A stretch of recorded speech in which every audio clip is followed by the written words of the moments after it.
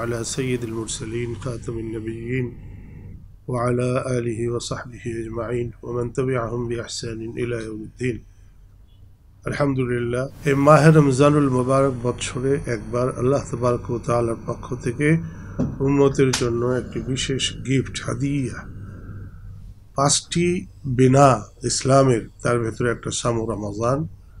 এবং এই রমজান মাসের শুধু যে এই মাসের রোজা, শুধু যে আমাদের রোজা একটা ইবাদত, শুধু তাই নয়, অবশ্যই একটি ইবাদত, কিন্তু তার পাশাপাশি এর ব্যক্তিগত এবং পারিবারিক, সামাজিক, রাষ্ট্রীয় সব দিকে এর উপকারিতা এবং এর ব্যাপ্তিতা আছে।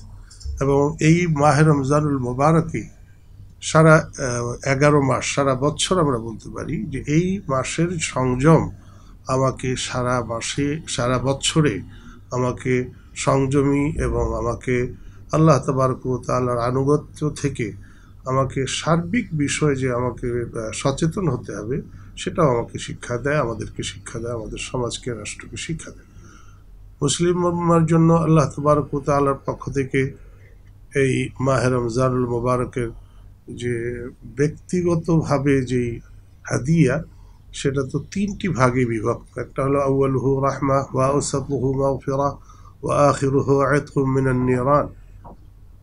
প্রথম 10 দিন রহমতের বৃষ্টি একেবারে বর্ষণ হয়ে যেন যত পাপ এবং যত দিলের ময়লা, মনের ময়লা, কাতর্য যা কিছু আছে সব কিছু ধুয়ে মুছে পরিষ্কার হয়ে গেল। এবং পরবর্তী 10 দিনে আর বাকি যেগুলো ছিল সেগুলো যেন আরেকটু আপগ্রেড হলো। সর্বশেষ এই 10 দিন যেটা থাকে, সেই 10 দিনে এত বড় ফজিলত যে এই সময় যেন সকলেই জাহান্নাম থেকে চিরমুক্তি পেয়ে জান্নাতের চিরসুখময় এবং আল্লাহ তাবারক ওয়া তাআলার সেই সন্তুষ্টির জায়গা, সেইখানের অধিকারী সে হতে পারে, জাহান্নাম থেকে মুক্তি পেতে পারে। এবং একটি রাতের ভিতরে এরকম থাকে, সেই রাত্র যদি কেউ ইবাদত করে তাহলে খায়রুম মিন আলফি শাহর। আল্লাহ তাবারক ওয়া তাআলা কোরআনের ভিতরে বলেছেন যে 1000 মাসের চাইতে উত্তম।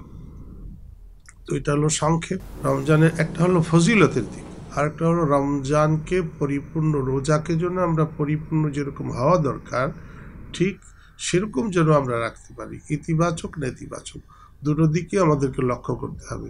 শাহরুল মুওয়াসাত, অর্থাৎ একে অপরের বেদনা, সমবেদনা এবং উপকার, এগুলো করার জন্য রমজান মাসের একটা বিশেষ ফজিলত আছে। এবং আল্লাহ নবী সাল্লাল্লাহু আলাইহি ওয়াসাল্লাম তিনি করতেন। যেমন আল্লাহ নবী সাল্লাল্লাহু আলাইহি ওয়াসাল্লাম এমনিতেই দারুণ দানশীল ছিলেন। মাহে রমজানুল মুবারক যখন আসতো তখন তিনি যেন বাতাসের বেগে, ঝড়ের বেগে যেন দান করতেন। কারিহিল মুরসালা হাদিসের বিষয়ে আসছে। তো এই দানের বিষয়টা একটা থাকবে। কিন্তু আরেকটা বিষয় থাকবে যে এখানে এই মাসে যেহেতু আমরা আমাদেরকে বেহিসাব, আল্লাহ হিসাব নিবেন না, খাদ্য গ্রহণ করলে বা অন্যান্য যে কোনো বিষয়ে এটার কোনো হিসাব নাই।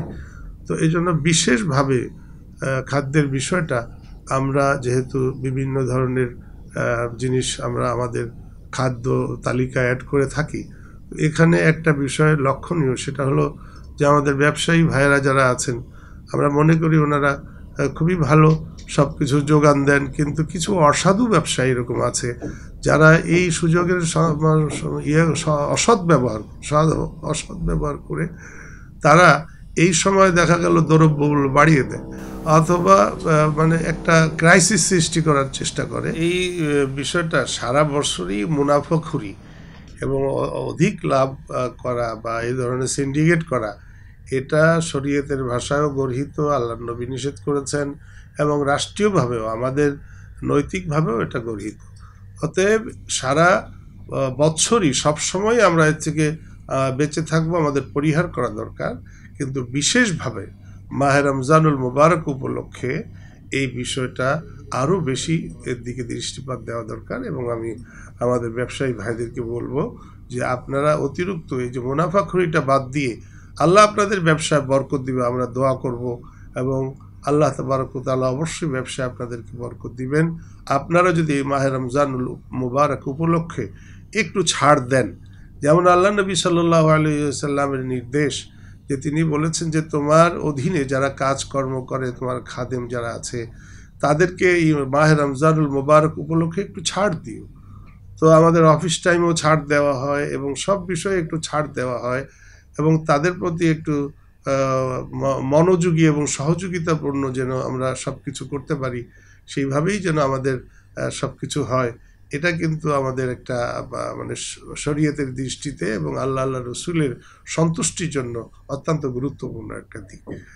অতএব আমি তাদের থেকে আশা করব যে আমাদের এই ব্যবসায়ী ভাইয়েরা যেন মুনাফাকুরির দিকে বা অন্য অন্য ক্রাইসিস সৃষ্টি করার দিকে না যান এবং অতিরিক্ত কোনো কিছু যেন না করেন, সেটা ওনারাই ভালো বোঝেন।